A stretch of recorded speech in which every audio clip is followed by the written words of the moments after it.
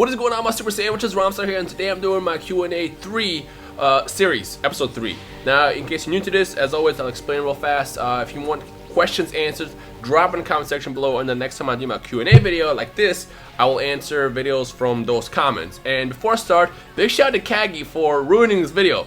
This video right here was supposed to be 2 sets of videos of us fighting, and it was hilarious, but his audio screwed up, and the fights are just really entertaining and fun, so instead of throwing it away, I decided to use it for this Q&A video. So I hope you guys enjoyed that, and check out Kagi in the description below. But let's get right into it, because we have lots of questions to answer, and not infinite time. And today's first question comes from Stardust Yuki, who wants to know, do you ever do discussions with people without channels? And the answer to that is, kind of, but no, not really. I've actually never even done it. I don't even know why I said kind of. Basically, to explain why I choose the people I collaborate with, it's because of the chemistry. If I know somebody and then you hang out with that person, you talk to that person all the time, when you bring them in for specific topics, they become a lot more fired and passionate and heated. If you're talking to somebody you just met for the first time, it's kind of like awkward. It's like, oh, hey, what's up, dude? Haha, this is great.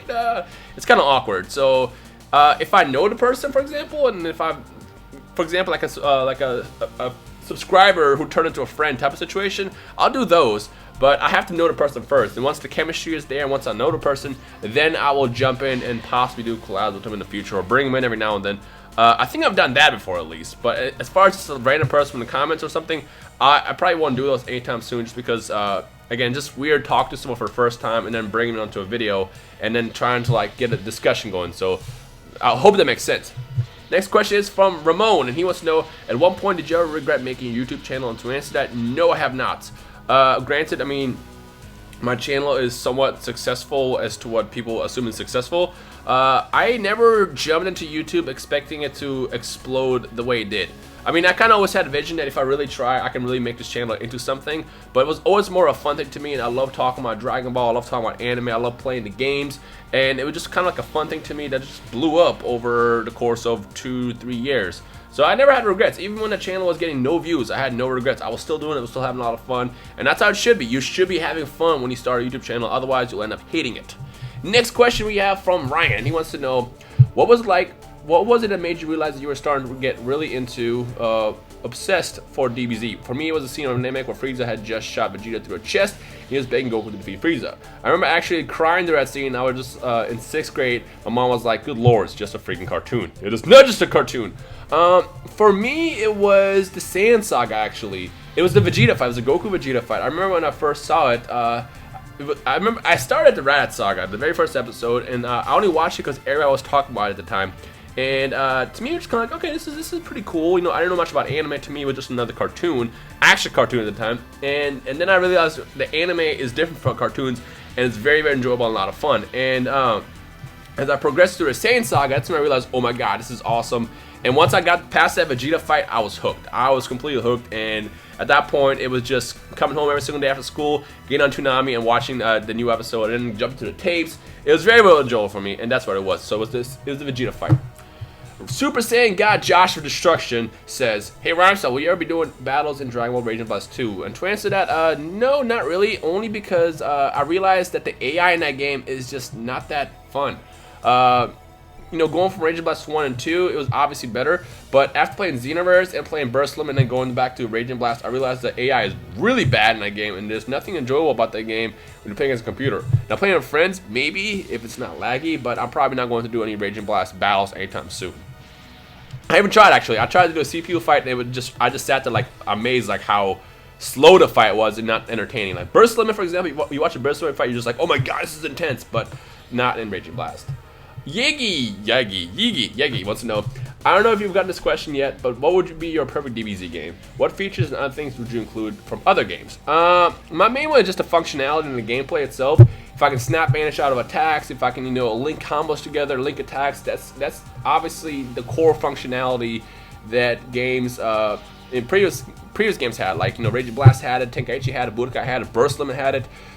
Battle Z took it out, but then they brought it back with Xenoverse, and if Xenoverse 2 improves on that, I think Xenoverse 2 could be the best DBZ game of all time, easily. Next question is, Polo Kid 14 wants to know, do you think there will be another Hunter x Hunter arc? I mean, there is the Dark Continent, but to those who don't know, Togashi, the creator of Hunter x Hunter, went on a hiatus a year ago, and he hasn't been back since. due to health issues. Not because of Dragon Quest, it's health issues. The man is sick. He's old. He has, I don't know specifically what's wrong with him, but he's sick. That's why I took off and stopped drawing.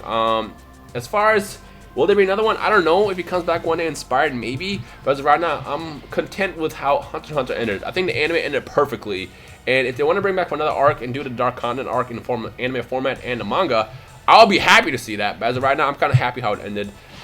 It ended perfectly without it being stretched. So as long as the Dark Continent arc becomes awesome, I'm okay with that. But if not, it is what it is.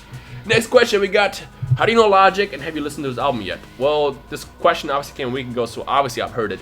But I've known Logic since back when he had like 200 followers on Twitter. Like, we go way back, and a lot of people don't know that.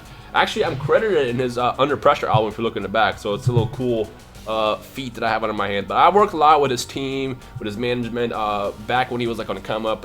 I used to be in music myself. I worked with a lot of artists, and back when Logic's manager had just signed him, and I was in a music game. Me and Chris used to kind of bounce ideas off each other and kind of like be on the come up together. And then obviously you know what Logic ended up, and I kind of like steered away from music and jumped more into technology and YouTube, and here we are today. So yeah, me and Logic go way back. We go pretty far back, and a lot of people don't really actually know that. Next question is, Rui Costa wants to know, whatever happened to the final Xenoverse update? I thought it was reported that there will be a final update to fix the final things of the game. So I'm actually glad you asked this. Yes, there was. I was talking to Bandai about this a while ago, back in the summer. And after they released DLC Pack 3, I sent them this big report of everything that's still wrong with the game. Mainly hit detection. And I remember it got through to Japan, which was the first. A lot of times the reports don't actually go that far, but it got through. And they said they were going to address the lag. But then when they looked at my report, like I had an actual very detailed report, actual video footage and everything. When they looked at it, they told me it was lag. They were like, oh, that's just lag, it happens. But it wasn't lag. It was a 5-bar connection, and it was just a Xenoverse, hit detection that's just awful, that we are very familiar with. You can see it in this video somewhere. But what happened was we were supposed to send them a giant list of information, and that kind of got lost in translation. It just disappeared, and because of that, they never addressed that final update and moved on, essentially. So they were almost going to fix it, but essentially they saw the evidence, and I don't know if they got lazy with it or what, but they saw the evidence and they just kind of brushed it off and said, oh, this is just lag. It happens, but it's not lag. It's just, your game's actually broken, fix it. So unfortunately, they never got to fixing the final part, but hopefully when Xenoverse 2 is being worked on, we can get a lot better, technology there, so hit detection is not as bad. So fingers crossed for that one. But yeah, unfortunately, Xenoverse 2 or Xenoverse 1 will never be addressed like it was supposed to be. So it kind of sucks. But yeah. Next question is from Zafichi Uchiha. Are you Bosnian by any chance? And yes, I'm 100% Bosnian. I was born there. I was raised there for like 2 years. There was a war, so we ended up moving to Germany. I lived in Germany for 6 years, and I moved here and lived here ever since when I was like 9. So yeah, I'm 100% Bosnian. I grew up in Germany, and I was raised in the U.S. or something. Yeah, 100%. If you're Bosnian, let me know in the comment section below. I always see people pop in who I can tell by the name that they're Bosnians. I'm like, oh snap, you're obviously Bosnian. So I see it all the time. But yeah, 100%, I'm Bosnian. So if you are too, talk to me in the comments or something. Alpha Saiyan wants to know, do you think games such as Battle Z and Overtake HE had cool features that other popular DBZ games didn't have? If so, what are they? Well, obviously Battle Z's big one was co-op mode, where it allowed you for the first time to play in like 2v2, 3v3, and 4v4, which I thought was really, really cool. And for what Battle Z was, it was decent. It was a decent game. It was a fun party game, essentially, like playing with games with friends. But the game overall was very, very flawed, and because of that, it just didn't do that well. Ultimate Tenkaichi was the first game that had character creation, which was freaking awesome for the Dragon Ball universe. I almost said Xenoverse, for universe. But again, the game itself was flawed. But if it wasn't for Battle Z and Ultimate Tenkaichi, we wouldn't have had Xenoverse. So obviously, we need games in the past, whether they're successful or bad. We need those kind of features to see how they work, so they can make the next game better. So because of Ultimate Tenkaichi and Battle Z, we can probably say that Xenoverse had a lot of awesome features like character creation and co-op mode and team play and stuff like that. Yo, Ram, how many subscribers do you want to reach before you can quit your job and focus on YouTube 100%? Well, right now I focus on YouTube a lot, but I still have a full-time job. But honestly, it doesn't come down to subscribers. You can have 1 million subscribers and still tank tomorrow. So it's very important to maintain, I guess, your what's it called? You have to be, what is that word? I can't think. You have to be consistent and, what is I'm literally blanking out right now. You have to be relevant. I don't know why I couldn't remember the word. You have to have relevant and have views. So you can literally have 1 million subscribers and still get like no views tomorrow, and basically, you know, not have enough to survive. So YouTube is cool, but I'll probably always have a full-time job. Just number one, so I can have insurance, and two, so I can have that, you know, security. Because you never know, YouTube can disappear again tomorrow, and then I'm basically screwed, not being able to pay my bills, rent, loans, and all that stuff. So yeah. But as of right now, I mean, like I said, I have no focus, or have no I guess reason to quit yet. So I'm gonna keep working as much as I can and do YouTube on the side as well, as long as I can and stuff. So I hope that answers your question. Next question is, Ken the Legend, if you could make any game out of any anime, what would it be? I actually just briefly talked about this with the squad a while back, and I would say Death Note, Telltale Games. How amazing would that be? You can imagine they take a random character, not Light, you for example, you find a Death Note, and now you basically go through the same situation like Light did. Like, that would be so freaking awesome. So I would definitely love to see something like that. What about you guys? Let me know your games, anime games that you want to see in the comment section below. Next question is, Tashi, do you think One Punch Man could be Superman? No, he cannot. I actually have a video breaking down Saitama going up this weekend, kind of, and explain why. One Punch Man is strong for his universe. If he punches a human, he can pretty much decimate him easily. But if he punches an actual person like Superman, the Man of Steel, I don't think he has the power to actually kill him, and I'll explain that why this weekend.